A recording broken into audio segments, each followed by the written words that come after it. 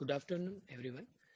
आज हम लोग यूके इंटरव्यू और वीज़ा प्रोसेस के बारे में डिस्कस करेंगे। मेरा नाम है मौलिश और मैं ESPA visa consultant private limited से बोल रहा हूँ। सो स्टार्ट करते हैं। तो यूके 4 भाग में डिवाइडेड है। पहला भाग है नॉर्दर्न आयरलैंड जिसका कैपिटल है बेलफास्ट। उसके बाद है स्कॉटलैंड जिसका कैपिटल है एडिनबर्ग। उसके बाद है वेल्स जिसका कैपिटल है कार्डिफ और बाकी का इनर यूके और जिसका कैपिटल है लंदन। जो आप दूसरी स्लाइड देख रहे हैं उसमें अलग अलग सिटीज का कैपिटल है और अलग अलग सिटीज के एयरपोर्ट भी हैं। सबसे बड़े सिटीज अगर आप देखें आई मीन यूके में, तो सबसे बड़ा सिटी है लंदन। उस लंदन के नज़दीक बड़े बड़े सिटीज है जैसे कि बर्मिंघम है, लेस्टर है, लूटन है, लीड्स है, फिर बेलफास्ट है जो नॉर्दर्न आयरलैंड में है, और उसके बाद अगर आप स्कॉटलैंड में देखें तो ग्लासगो और एडिनबर्ग है। एंड आपको एयरपोर्ट भी यहाँ पे दिखाई दिए हैं। यूके के नज़दीक की कंट्री अगर आप देखें तो सबसे नियरेस्ट कंट्री है आयरलैंड जिसका कैपिटल है डबलिन, और उसके आसपास अगर आप देखें तो नेदरलैंड है, डेनमार्क है, पोर्टुगल है, स्पेन है। तो ये सब कंट्रीज यूके के बहुत नज़दीक है। सो अगर यूके की डिटेल देखें तो उसका कैपिटल है लंदन, उसकी मेन लैंग्वेज है इंग्लिश और वेल्स। और वेल्स ज़्यादातर नॉर्दर्न पार्ट ऑफ यूके जैसे वेल्स जो प्रोविंस है उसमें बोलते हैं। मेजर रिलीजन है Christian, atheistic, Islam and Hindu. Minority में है Sikh, Jewish, Buddhism and some other religion. Total area है यूके का 242,495 किलोमीटर। उसकी टोटल पॉपुलेशन है 67 मिलियन। करेंसी है Great Britain pound. Largest cities है पॉपुलेशन वाइज, उसमें सबसे पहला नाम आता है लंदन, फिर Manchester, Birmingham, Leeds, Glasgow, Liverpool and Newcastle. The type of parliament है मोनार्की, और उनका हेड ऑफ स्टेट है क्वीन एलिजाबेथ II, और you can say Queen Victoria II। Current prime minister है बोरिस जॉनसन जो 2019 से अभी तक कंटिन्यू है as a prime minister. London के टूरिस्ट अट्रैक्शन अगर आप देखें तो उसमें सबसे पहला नाम आता है टावर ऑफ लंदन, उसके बाद से वेस्टमिंस्टर एबी, फिर क्यू गार्डन है, Saint Paul's Cathedral, Chester Zoo, Flamingo Land theme park and Windermere boat course. तो राइट हैंड साइड अगर आप देखेंगे टेबल में तो उनकी लिंक है, आप वो लिंक के ऊपर चेक करके you can get more detail. उसके अलावा भी फेमस टूरिस्ट अट्रैक्शन है लंदन जू है, मैनर थीम पार्क है, बिग बैन है, कोको कोला लंदन आई है, बकिंगहैम पैलेस है जहाँ पे क्वीन ऑफ विक्टोरिया II रहती है और उनकी फैमिली भी रहते हैं, रिवर थेम्स है और हाइडे पार्क है। ऑल्सो पैलेस ऑफ वेस्टमिंस्टर है, ब्रिटिश म्यूजियम है और विम्बलडन है। यूके के अगर आप टूरिस्ट अट्रैक्शन देखें तो स्टोनहेंज करके एडिनबर्ग कासल है जो स्कॉटलैंड में, विंसर कासल है जो लंदन से थोड़ा दूर है, और ब्राइटन है जो अच्छा सी बीच एरिया है जहाँ पे आराम से आपको घूमना हो, या इट्स अ टूरिस्ट अट्रैक्शन। तो नेक्स्ट स्लाइड में हम लोग डिस्कस करेंगे what city name Leicester. So Leicester जो है वो लंदन से अबाउट 2 से 3 घंटे के आसपास की दूरी है और उसकी पॉपुलेशन है 300,000, और वो ईस्ट मिडलैंड करके जगह है, वहाँ का सबसे बड़ा सिटी है। और ये जो आप पिक्चर देख रहे हैं वो लेस्टर टाउन हॉल का है और टाउन हॉल स्क्वायर का है। उसके बाद है सिटी कॉल्ड पोर्ट्समाउथ। ये सिटी एक्चुअली साउथहैम्पटन करके आई वुड से स्टेट है, उसमें पोर्ट्समाउथ है, बॉर्नमाउथ है, ये बड़े बड़े सिटीज है, and that is south east of England. तो पोर्ट्समाउथ के बारे में भी जानकारी दी गई है, जैसे पोर्टमाउथ हिस्टोरिक डॉकयार्ड है, मैरी रोज है, गनवाफ कोरेज है और एमिरेट्स स्प्रिंकल टावर, ये पोर्ट्समाउथ में मिल जाएंगे। और उसकी डिटेल्स भी आपको जो link to visit for further details में मिल जाएगी।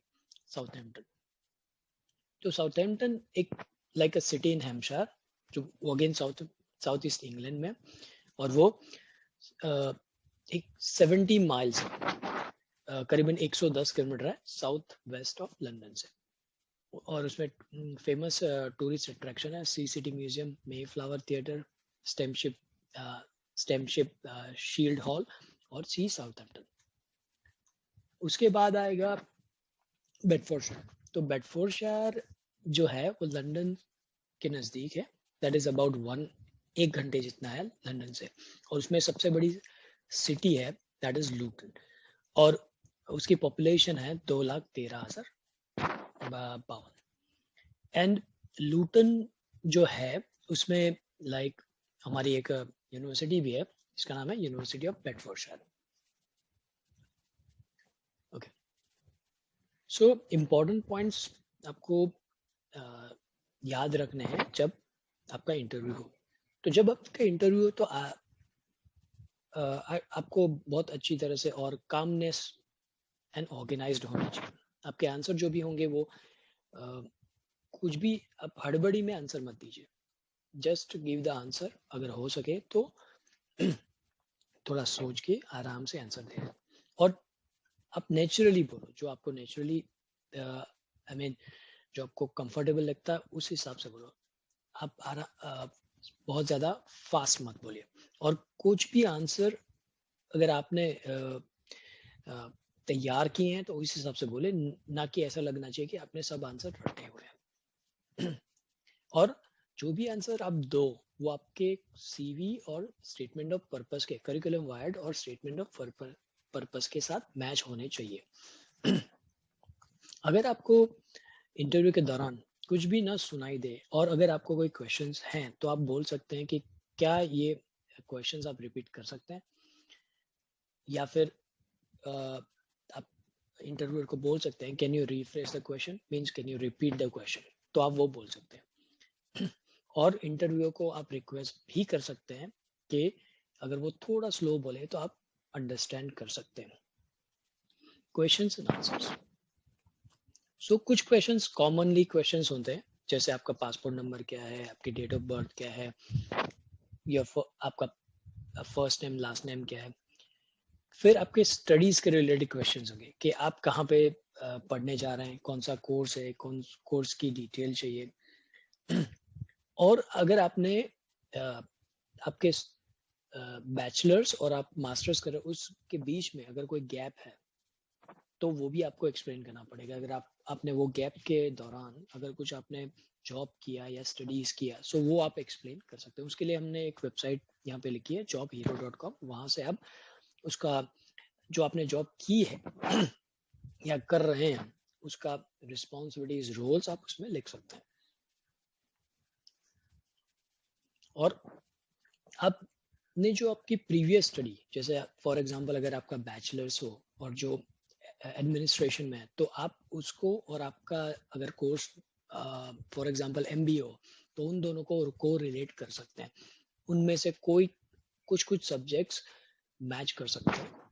सो उसके हिसाब से वो अप्रोप्रिएट लगेगा that you are a genuine student and आप सिर्फ पढ़ने के लिए ही यूके जा रहे हैं, नॉट उसके अलावा कोई पर्पस नहीं है आपका। फिर आपको वो क्वेश्चंस आ सकता है कि क्यों यूके ही क्यों, बहुत सारे कंट्रीज हैं, तो आप यूके के बारे में जैसे उसका कैपिटल है, लैंग्वेज है, क्वीन का नाम है, वो इंफॉर्मेशन सर्च करो, रैंकिंग है वो सर्च करो, यूके का इकोनॉमी कैसा है, वेदर कैसा है, कैसे लोग हैं, कैसा खाना है, अवार्ड हिस्ट्री चेक करो, इंटरनेशनल स्टूडेंट का रेशियो चेक करो, ग्रेजुएशन रेशियो, फिर एजुकेशन सिस्टम कैसी है, जैसे high school, middle school, further education और हायर एजुकेशन, वो सब आप चेक कर सकते हैं। और आप उसके बारे में आपको कम से कम 7 से 8 पॉइंट प्रिपेयर करने पड़ेंगे, और ये जो नीचे लिंक दी है वो उसके थ्रू आपको बहुत इंफॉर्मेशन मिल सकती है। सो नेक्स्ट क्वेश्चन आएगा, तो फिर क्यों आप इंडिया में पढ़ना नहीं चाहते, तो उसके लिए आपको 4-5 रीजन देने पड़ेंगे। जैसे आप एजुकेशन सिस्टम को कंपेयर कर सकते हैं। लेट्स से कि इंडिया में एक ही इंटेक सितंबर इंटेक होता है, जबकि यूके में मल्टीपल इंटेक होता है। आपको एडमिशन आप कभी भी चाहे वो 3 इंटेक के अंदर ले सकते हैं। जैसे अगर फरवरी इंटेक है तो वो विंटर वाला इंटेक हो जाएगा, फिर समर इंटेक है तो अप्रैल मई हो जाएगा, और फॉल इंटेक है तो सितंबर हो जाएगा। वो सब आप कंपेयर कर सकते हो। फिर आप स्टूडेंट टू स्टूडेंट रेशियो भी कंपेयर कर सकते हो। और इसके अलावा कौन कौन सी फैसिलिटीज जो यूके में प्रोवाइड करते हैं और जो इंडिया में प्रोवाइड नहीं करते हैं उसको भी कंपेयर कर सकते हैं, और उनका भी इंफ्रास्ट्रक्चर भी कंपेयर कर सकते हैं, स्टूडेंट फैसिलिटीज क्या क्या उनको मिलती है वो सब आप कंपेयर कर सकते हैं। उसके लिए भी हमने यहाँ पे 2 वेबसाइट दी गई है। नाउ द नेक्स्ट क्वेश्चन जो आएगा कि आप यूके को कौन किसी और कंट्री के साथ कंपेयर कर, अगर आपने बोला कि वाई यूके, तो आपको वो भी पता होना चाहिए कि आपने सिर्फ यूके ही क्यों लिया, क्यों नहीं अपना होम कंट्री लिया इंडिया या फिर कोई और कंट्री। आप कंपेयर कर सकते हो, जैसे नॉर्मल स्टूडेंट्स कंपेयर करते हैं यूएसए, कनाडा और ऑस्ट्रेलिया। तो आपको एटलीस्ट 2 यूनिवर्सिटी प्रिपेयर करनी पड़ेगी, अगर आप यूएसए लो, कनाडा लो या ऑस्ट्रेलिया लो। वो यूनिवर्सिटी का लोकेशन आपको पता होना चाहिए, कोर्स ईयर कोर्स नेम कौन सा है, उसकी फीस कितनी है, अगर कोई यूनिवर्सिटी स्कॉलरशिप प्रोवाइड करती है कि नहीं करती है, for duration of the course है, क्वालिटी ऑफ स्टडीज, सेफ्टी भी है जरूरी, और वो पॉपुलेशन कंट्री का वेदर कैसा है, पॉपुलेशन कैसा है, एकेडमिक रिक्वायरमेंट कैसा है। ठीक है, जैसे कोई कंट्री जैसे फॉर एग्जांपल कनाडा है, ऑस्ट्रेलिया, वो IELTS का रिक्वायरमेंट है उनका, जबकि यूएस का अगर आप करें तो जीमेट या टॉफल है। तो वो सब आपको डिटेल कंपेयर करना पड़ेगा। अगर आपको यूके में ही किसी यूनिवर्सिटी को कंपेयर करना हो तो आप कैसे कंपेयर करेंगे? सबसे पहला उसका यूनिवर्सिटी रैंकिंग है, हाउ मेनी यूनिवर्सिटी ने कितने अवार्ड्स रिसीव किए। फिर आप यूनिवर्सिटी की वेबसाइट सर्च कर लो, कोर्स करिकुलम जो यूनिवर्सिटी ऑफर करती है वो चेक कर लो, एजुकेशन फैसिलिटीज कौन कौन सी है, और उसका लोकेशन कहाँ पर। जैसे कुछ यूनिवर्सिटी एलएच है फॉर एग्जांपल बेडफोर्डशायर, तो वो लंदन से थोड़ी दूर है। सोलैंड यूनिवर्सिटी है वो साउथहैम्पटन में है, वो भी लंदन से दूर है। लेकिन अगर आपको फॉर एग्जांपल लंदन में ही यूनिवर्सिटी चूज करनी है तो आप University of West of Scotland कर सकते हैं, बीपीपी यूनिवर्सिटी कर सकते हैं, University of East London prefer कर सकते हैं, University of West London prefer कर सकते हैं। अगर आपको कैम्ब्रिज में जाना तो आप एंजिलिया रस्किन यूनिवर्सिटी सिलेक्ट कर सकते हैं, और अगर आपको लंदन में ही कुछ और यूनिवर्सिटी सर्च करनी है तो आप लंदन मेट्रोपॉलिटन कर सकते हैं, ब्रूनल यूनिवर्सिटी भी कर सकते हैं। तो ये बहुत सारी यूनिवर्सिटीज के रैंकिंग है लंदन में। जैसे अभी आप देख रहे हैं टॉप पे है नॉर्थम्बरिया स्कोर के हिसाब से। फिर आप जैसे मैंने यूनिवर्सिटी का नाम लिया, University of West London, York University है London, South Bank, University of Greenwich, University of Sunderland, Hertfordshire, Brunel, Middlesex, बहुत सारी यूनिवर्सिटी के नाम है। जैसे University of West of Scotland है, यूनिवर्सिटी ऑफ बेडफोर्डशायर है, लंदन मेट्रोपॉलिटन यूनिवर्सिटी भी है। नेक्स्ट स्लाइड में हम लोग ये स्लाइड में डिस्कस करेंगे लिविंग एक्सपेंस। तो अगर आप लंदन के अंदर रह रहे हैं और विद इन द लंदन, सो उसका मंथली कॉस्ट होगा 1334 एज पर न्यू यूकेवीआर। तो अभी जो रूल है उस हिसाब से 1334 पाउंड पर मंथ, और एनुअल अगर आप गिनो तो 12,006 ग्रेट ब्रिटेन पाउंड होगा, जो आपके लिए आपको कम से कम 9 महीने तक मेंटेन करना पड़ेगा। अगर आपकी यूनिवर्सिटी जैसे फॉर एग्जांपल आपकी यूनिवर्सिटी पोर्ट्समाउथ में, तो उसका मंथली कॉस्ट थोड़ा कम हो जाएगा कंपेयर टू अगर आपकी यूनिवर्सिटी इनसाइड लंदन में। जैसे मंथली कॉस्ट है for example in Portsmouth is 1023 great Britain pound, annually अगर आप गिन लो तो 9,207 रुपए ग्रेट ब्रिटेन पाउंड, जो कि मिनिमम आपको 9 महीने तक उतना बैलेंस रखना पड़ेगा।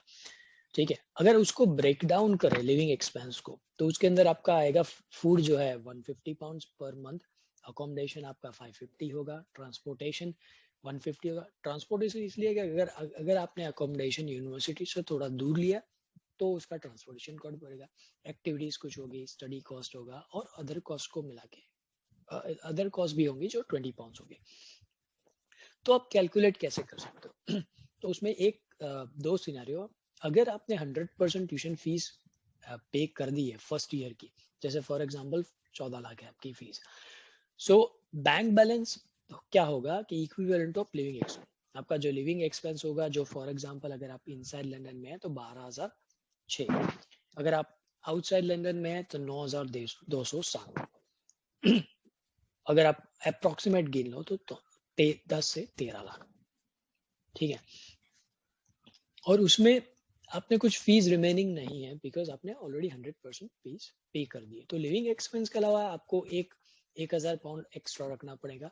सो टोटल आपको अमाउंट चाहिए होगा, इफ अगर आपको इनसाइड लंदन में आपका यूनिवर्सिटी है तो 13,006। अगर दूसरा सिनेरियो है कि अगर स्टूडेंट ने 50% ही ट्यूशन फीस पे की है तो आपको कितना बैंक बैलेंस दिखाना पड़ेगा, दैट इज टोटल फीस जो आपकी है माइनस आपने जो डिपॉजिट पे किया और आपका प्लस 1 ईयर लिविंग एक्सपेंस। तो समझ लीजिए आपने 50% फीस पे की थी, उसके साथ 12,006 आप ऐड करो, ठीक है। तो आपको ऑलमोस्ट अगर आप गिनो तो 17 से 20 लाख अप्रोक्सीमेट आपको दिखाना पड़ेगा। जैसे यहाँ पे ये टेबल में दिखाया गया कि फंड कितना है, तो ट्यूशन फीस रिमेनिंग आपका फॉर एग्जांपल 7,000 पाउंड बाकी है, तो लिविंग एक्सपेंस उसमें 9,207 ऐड कर दो प्लस एक्स्ट्रा 1,000, तो टोटल आपको बैंक बैलेंस है 17,207। फाइनेंशियल क्वेश्चन कौन कौन से आना चाहिए? फाइनेंशियल क्वेश्चन ऐसे आने चाहिए कि आपका स्पॉन्सर कौन है।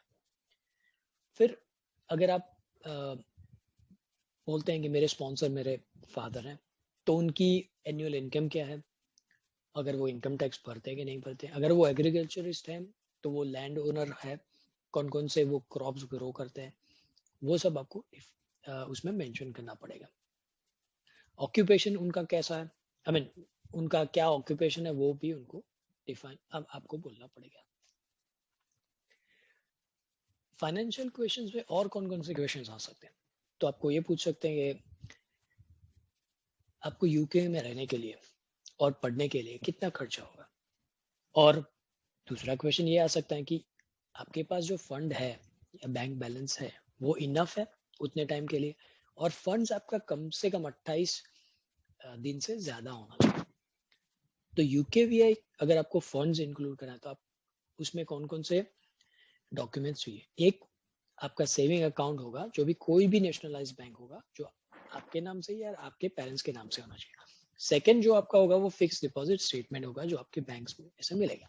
और तीसरा होगा अगर आपने एजुकेशन लोन लिया है तो। नाउ इस स्लाइड में हम लोग डिस्कस करेंगे अकोमोडेशन के बारे में।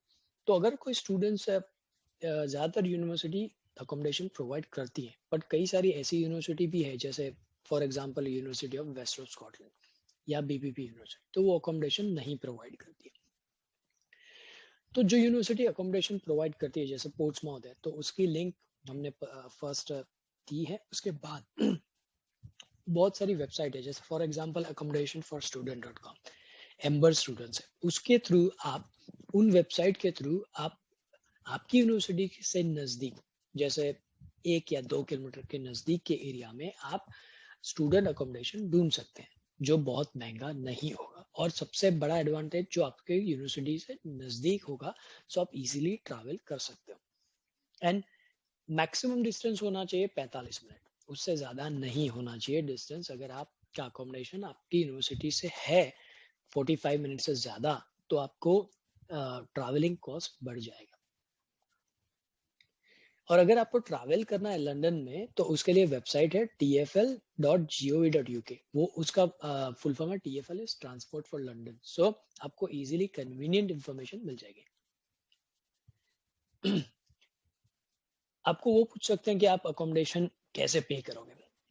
आपने कुछ अकोमोडेशन के लिए कुछ कॉन्ट्रैक्ट साइन किया है या आपने कुछ पेमेंट किया है। फिर आप आपकी अकोमोडेशन से यूनिवर्सिटी कैसे ट्रैवल करोगे, बस से ट्रैवल करोगे, बस का नंबर आपको पता होना चाहिए, डेली कॉस्ट कितना होना चाहिए, मंथली कॉस्ट, स्टूडेंट डिस्काउंट। तो यूके में स्टूडेंट के लिए 30% फ्लैट डिस्काउंट होता है, उसके लिए एक कार्ड आता है ऑयस्टर कार्ड, जिसके बारे में मैं बाद में डिस्कस करूंगा। यूनिवर्सिटी के बारे में आपको पता होना चाहिए कि आपको आपको यूनिवर्सिटी के बारे में इंफॉर्मेशन कहाँ से मिला, कहाँ से आपने ये स्पेसिफिक यूनिवर्सिटी पिक करी और यूनिवर्सिटी का एस्टैब्लिशमेंट डेट है, उसका लोकेशन कहाँ कहाँ पे, यूनिवर्सिटी ने किन कौन कौन से अवार्ड रिसीव किए हुए हैं, यूनिवर्सिटी के कितने कितने कैंपस, ग्रेजुएशन रेशियो भी हम लोग चेक कर सकते हैं और स्टूडेंट सेटिस्फेक्शन रेशियो। ज़्यादातर करंट सिनेरियो के हिसाब से यूके का student satisfaction ratio is more than 91%। फिर आप यूनिवर्सिटी के कैंपस के बारे में चेक कर सकते हैं, जैसे कई सारी यूनिवर्सिटी हैं जिनके एक से ज़्यादा कैंपस हैं, जैसे for example University of West of Scotland है, तो उसके 5 कैंपस है यूके में, 4 स्कॉटलैंड में और 1 लंदन में।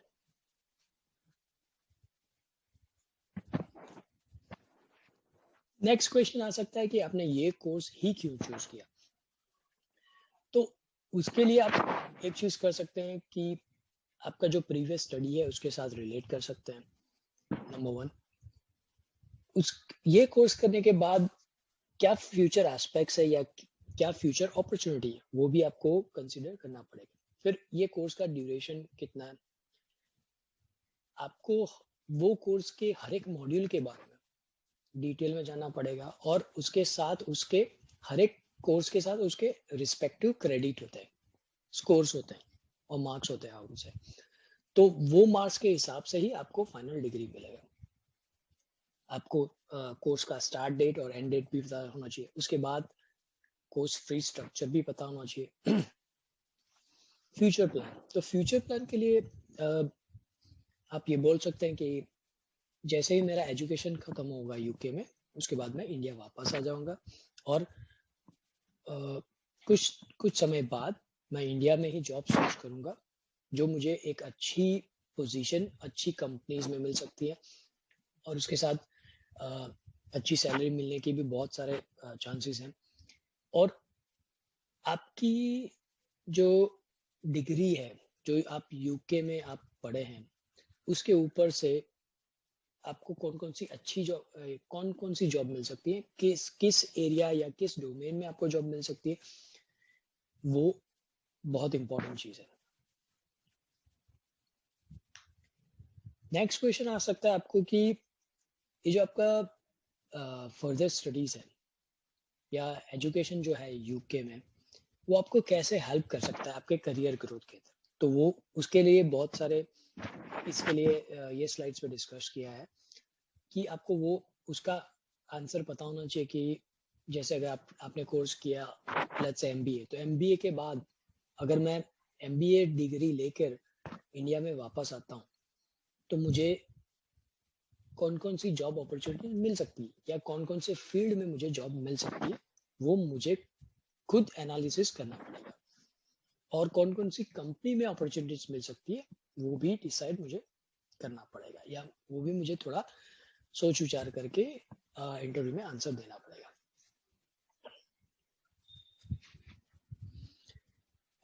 एक इम्पॉर्टेंट क्वेश्चन है कि जो पैसा आप खर्च कर रहे हो यूके में, उससे कई गुना कम पैसे में आप अपने होम कंट्रीज में पढ़ सकते हो, तो क्यों ना आप अपने होम कंट्रीज में पढ़ते हैं। तो उसका आंसर है कि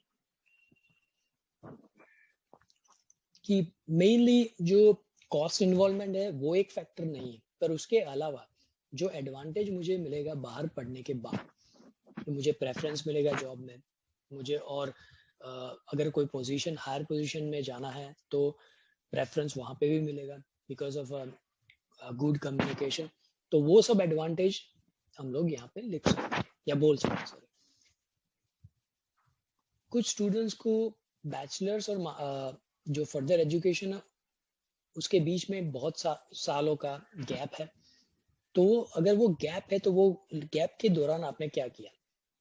लेट्स से अगर आपका 5 साल का गैप है तो वो क्वेश्चंस आएगा कि आपका 5 साल के गैप के दौरान आपने क्या क्या किया। सो आप बोल सकते कि मैंने 5 साल के अंदर, ये 5 साल के अंदर मैंने एक कंपनीज में जॉब स्टार्ट किया, वहाँ पे मुझे पोजीशन जॉब 5 साल के बाद भी मुझे वहाँ पे ना तो अच्छी पोजीशन मिली, ना तो अच्छा रिकग्निशन मिला, ना तो अच्छी सैलरी मिली। तो उसी की वही कारण से मैं फिर से पढ़ना चाहती हूँ और पढ़ना चाहती हूँ। एक बहुत ट्रिकी क्वेश्चन आएगा कि why you do you want to work during your studies in UK? तो उसमें आप आंसर कह सकते हैं कि मेरा मेन कंसंट्रेशन मेरा पढ़ाई में होगा, ना कि जॉब में। इवन दो मुझे पता है कि मैं 20 आवर्स पर वीक काम कर सकता हूँ, लेकिन फिर भी स्टूडेंट्स को आंसर देना है कि मेरा मेन कंसंट्रेशन मेरा पढ़ाई में होगा, ना कि पार्ट टाइम जॉब या एनी काइंड ऑफ जॉब। आपका एलिजिबिलिटी डिसाइड होता है वेदर आप सही में पढ़ाई करना चाहते हो या कोई और रीजन से यूके जाना चाहते हो। पहला है जो वीजा एम्बेसी वाले हैं, वो चेक करना चाहते हैं कि आप सही में जेन्युइन स्टूडेंट हो या नहीं, और आप आपकी पढ़ाई के बाद यूके छोड़ोगे आफ्टर यू फिनिश आप आपकी पढ़ाई के बाद यूके छोड़ दोगे, वहां पे रहोगे नहीं। तीसरी बात, आप खुद को और आपके डिपेंडेंट को मैनेज कर सकते हैं। आप खुद को और आपके डिपेंडेंट को मैनेज कर सकते हैं जब आप यूके में पढ़ रहे हो या पढ़ने के बाद आप इंडिया वापस जा रहे हो। आपके जो ओरिजिनल कॉपीज हैं डिग्रीज के, वो लोग वेरीफाई कर सकते हैं। अगर जैसे मेडिकल प्रोफेशन है, लॉयर है, चार्टर्ड अकाउंटेंट है, वो सर्टिफिकेट प्रोवाइड करने से वीजा कंप्लायंस ऑफिसर को ये श्योरिटी हो जाता है कि आप आपके होम कंट्रीज में अच्छी तरह से सेटल्ड हो, जो सिर्फ आपको फर्दर स्टडीज के लिए यूके जाना है। और हो सके तो एकदम clear and through the point आप आंसर दो। और आपका इंग्लिश कम्युनिकेशन, स्पेशली आपका स्पीकिंग और लिसनिंग अच्छा होना चाहिए। यूके वीजा प्रोसेस, स्लाइड में हम लोग यूके वीजा प्रोसेस के बारे में डिस्कस करेंगे। सो अगर आपको यूके का वीजा मिला तो आप इंग्लैंड, स्कॉटलैंड, नॉर्दर्न आयरलैंड और वेल्स में घूम सकते हैं। और ये चारों जो सिटीज हैं या चारों बड़े बड़े स्टेट्स हैं, इनमें आप आराम से विदाउट एनी हेजिटेशन एक्सप्लोर कर सकते हैं, घूम सकते हैं, उनका कल्चर जान सकते हैं।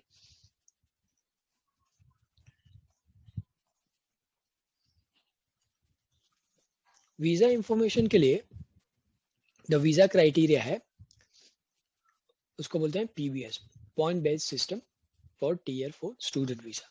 तो आप उसकी होम ऑफिस की साइट है gov.uk, उसमें क्लिक करके उसकी पूरी डिटेल ले सकते हैं। वीजा टोटल वीजा पॉइंट है 70, जिसमें 50 पॉइंट्स है कास्ट, मेंटेनेंस कॉस्ट 10 है और इंग्लिश लैंग्वेज है। कास्ट का फुल फॉर्म है confirmation of acceptance for studies.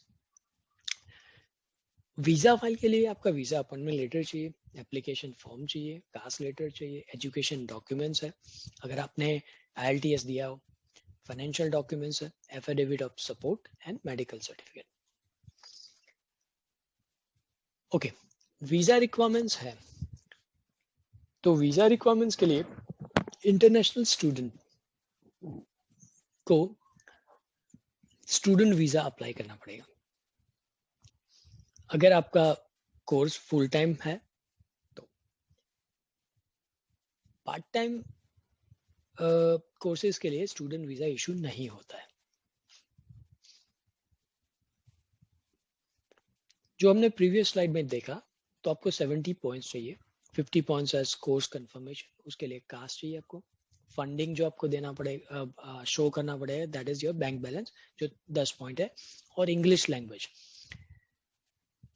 इधर आप आइल्स हो दे सकते हैं या फिर ड्यूलिंगो। उसके साथ आपको वीजा एप्लीकेशन फीस भरनी पड़ेगी और इमिग्रेशन हेल्थ सर्विस चार्ज भी भरने पड़ेंगे, जो अभी करंट के हिसाब से 470 पाउंड पर ईयर है फॉर इंटरनेशनल स्टूडेंट। आप कब वीजा के लिए अप्लाई कर सकते हैं? आप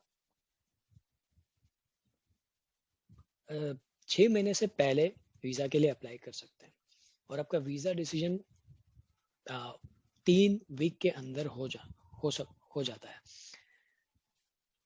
नॉर्मली वीजा, स्टूडेंट वीजा 30 दिन का देते हैं, बट अभी कोविड की वजह से, कोविड-19 की वजह से 90 डेज का वीजा आता है। उसके बाद आप जब यूके पहुंच जाओ तो आपको नजदीक के पोस्ट ऑफिस या यूनिवर्सिटी एड्रेस पे आपका बायोमेट्रिक रेसिडेंट परमिट मिल जाता है, जो आपको कलेक्ट करना होता है जब आप विद इन 10 डेज के अंदर जब आप यूके में पहुंच जाओ। But due to Covid they allowed to have some more time to collect your BRP. आप वीजा फाइल कहाँ सबमिट कर सकते हो? सो आपके नियरेस्ट VFS सेंटर जो होता है वहाँ पे सबमिट कर सकते हो।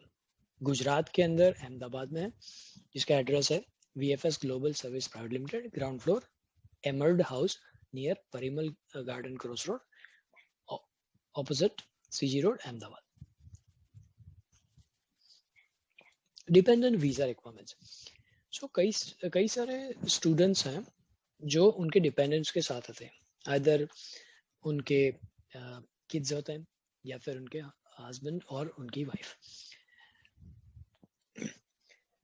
तो डिपेंडेंट वीजा के लिए सबसे बड़ी रिक्वायरमेंट है, अगर स्टूडेंट का मास्टर कोर्स है तो उनको at least level 7 full time course होना चाहिए, और जो 9 महीने और उससे ज्यादा कोर्स ड्यूरेशन होना चाहिए।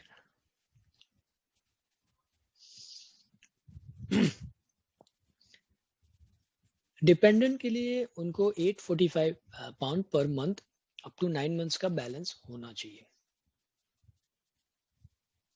अगर वो इनसाइड लंदन है। आउटसाइड लंदन है 680 pound per month. Dependent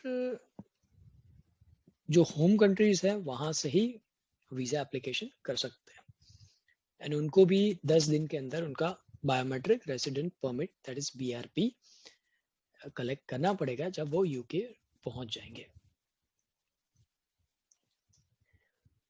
important point, dependent का वीजा उतना ही होगा जितना स्टूडेंट का कोर्स होगा। जैसे अगर स्टूडेंट का कोर्स फॉर एग्जांपल 1 साल का है तो डिपेंडेंट का 1 साल का होगा, और 1 साल के बाद अगर उनको पोस्ट स्टडी वर्क वीजा मिलता है तो उसके साथ उसना, अगर 2 इयर्स का है तो टोटल अगर मिला के आप देखो तो 3 साल का वीजा होगा। फीस, अगर डिपेंडेंट वीजा एप्लीकेशन करते हैं तो उनकी फीस होगी 475 फॉर ईच वीजा, और उनको 19.20 पाउंड्स भी पे करने पड़ेंगे जो उनके बायोमेट्रिक्स और फिंगरप्रिंट्स के लिए। डिपेंडेंट के लिए ये जो वेबसाइट नीचे दी गई है वो लाइसेंस स्पॉन्सर है। तो अगर आप स्टूडेंट्स हैं, स्टूडेंट्स में से अगर आपको वर्क परमिट करना है तो स्टूडेंट का वीजा होता है Tier 4, और Tier 4 में से अगर आपको Tier 2 that is work permit अगर करना है तो उसके लिए स्पॉन्सर का नाम दिया गया है इन लिस्ट में। वो स्पॉन्सर के साथ अगर आप काम करते हो तो वो स्पॉन्सर आपको वर्क परमिट के लिए हेल्प कर सकते हैं, that is a good thing. Okay, so health charge dependent के लिए भी 642 ग्रेट ब्रिटेन पाउंड है।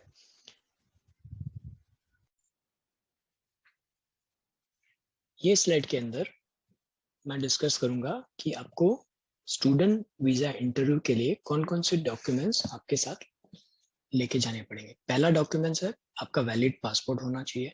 अगर आपके पास आपका पुराना पासपोर्ट है तो भी वो आपके साथ लेके जा सकते हैं। आपका लेटेस्ट पासपोर्ट साइज फोटो जिसकी साइज होगी 45 mm into 35 mm with white background. Signed application print out होना चाहिए। GWF रेफरेंस एप्लीकेशन नंबर होना चाहिए। एटास सर्टिफिकेट होना चाहिए अगर जरूरत है तो। डिमांड ड्राफ्ट अगर आपने फीस पे की है बैंक के through. Official financial sponsorship documents जो आपको यूनिवर्सिटी के थ्रू मिल सकते हैं, जैसे कि आपका कास्ट लेटर, ओरिजिनल फोटोकॉपीज ऑफ आपकी जो एजुकेशन है, करंट एजुकेशन, आपका आइडेंटिटी प्रूफ लेके जा सकते हैं। आपका टेस्ट रिपोर्ट जो ट्यूबरक्यूलोसिस का रिपोर्ट होता है, जो आपको ब्रिटिश हाई कमीशन के अप्रूव्ड क्लिनिक या हॉस्पिटल से मिल सकते हैं। और आपका लास्ट जो इंफॉर्मेशन चाहिए वो आपको बायोमेट्रिक इंफॉर्मेशन जो आपके नियरेस्ट वीजा एप्लीकेशन सेंटर में प्रोवाइड करनी होती है। जैसे आप यूके पहुंच गए तो आपको कहाँ से, आपके नजदीक के पोस्ट ऑफिस या यूनिवर्सिटी एड्रेस से आपको BRP कलेक्ट करना होता है। और आप इसमें एक चीज बहुत इंपॉर्टेंट है कि आपका पासपोर्ट एटलीस्ट एक ब्लैंक पेज होना चाहिए जो जिससे वो दोनों साइड से वीजा प्रॉपर्ली प्रिंट हो सके। करंट सिनेरियो के हिसाब से कोविड की वजह से इंटरव्यू टेलीफोनिक होते हैं, और अगर टेलीफोनिक नहीं होते तो ऑफ द लाइन मीन्स आपको एम्बेसी या VFS में भी जाके इंटरव्यू देना पड़ता है, या फिर एम्बेसी का इंटरव्यू भी आ सकता है। अगर आपका वीजा एम्बेसी इंटरव्यू हो तो अपॉइंटमेंट से पहले आपको 15 मिनट पहले पहुंच जाना पड़ेगा। आपका वीजा एप्लीकेशन आप सबमिट करो, उसके रिलेटेड सपोर्टिंग डॉक्यूमेंट्स भी आपको सबमिट करने पड़ेंगे। स्टेप 3 है एप्लीकेशन फीस आपको पे करना पड़ेगा, और आपका बायोमेट्रिक इंफॉर्मेशन भी आपको देना पड़ेगा। जब आपने वीजा के लिए अप्लाई कर दिया तो आपको एक होम ऑफिस से एक ईमेल आएगा, लेटर आएगा कि आपको वीजा दी इतने दिन का या इतने महीने का, ये इतने साल का वीजा दिया गया है, एंड वी हैव हमने आपको वीजा ग्रांट किया हुआ है।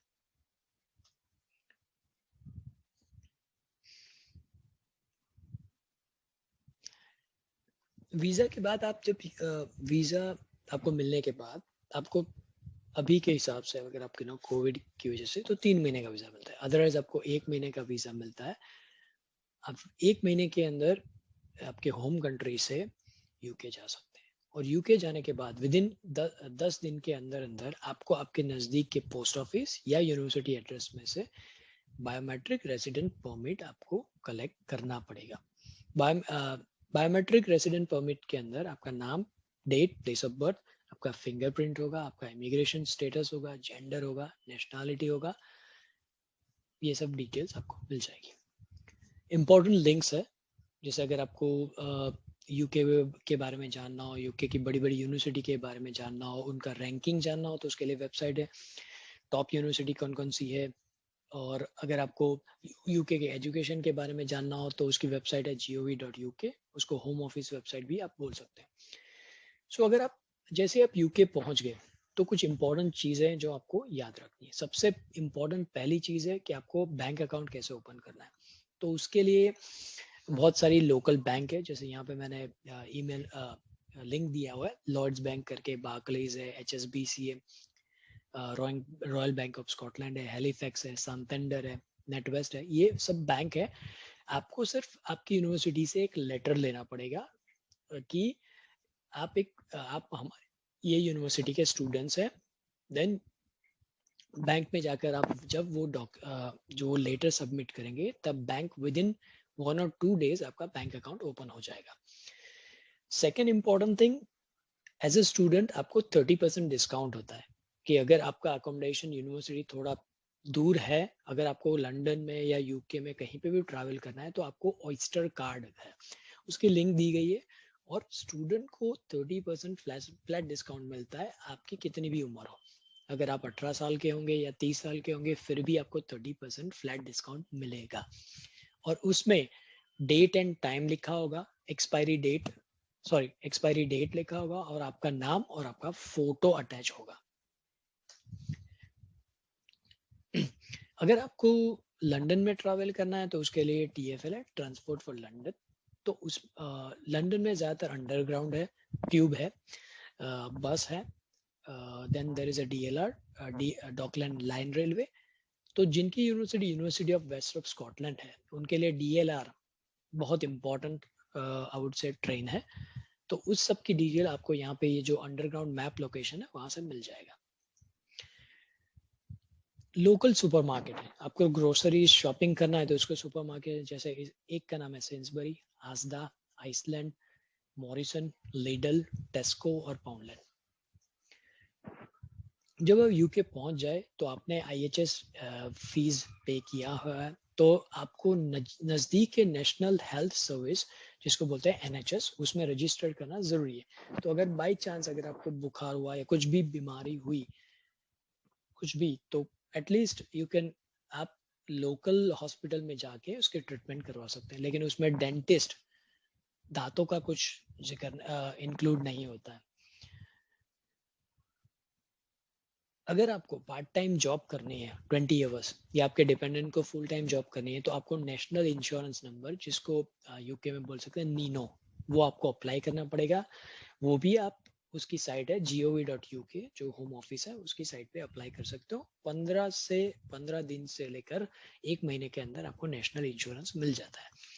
और अगर आपको लोकल जॉब प्लेसमेंट चाहिए तो यहाँ पे वेबसाइट दी है gov.uk/contact-job-center+। अगर आपको यूके से इंडिया पैसे भेजने हैं तो उसके लिए आप आपके नज़दीक, आपके अकोमोडेशन या यूनिवर्सिटी के नज़दीक वेस्टर्न यूनियन होगा, वहां से आप क्विकली पैसा भेज सकते हैं। Thank you everyone. अधिक जानकारी के लिए आप हमारी ESPI visa consultant private limited की हेड ऑफिस पे जानकारी ले सकते हैं। हमारा हेड ऑफिस का एड्रेस है 1st फ्लोर, कालो chambers, near Sardar Patel statue, सयाजगंज, Vadodara, Gujarat, India. हमारा कॉन्टैक्ट नंबर है 917211117272। हमारा ईमेल है inquiry@espiconsultant.com। हमारी वेबसाइट है espiconsultant.com।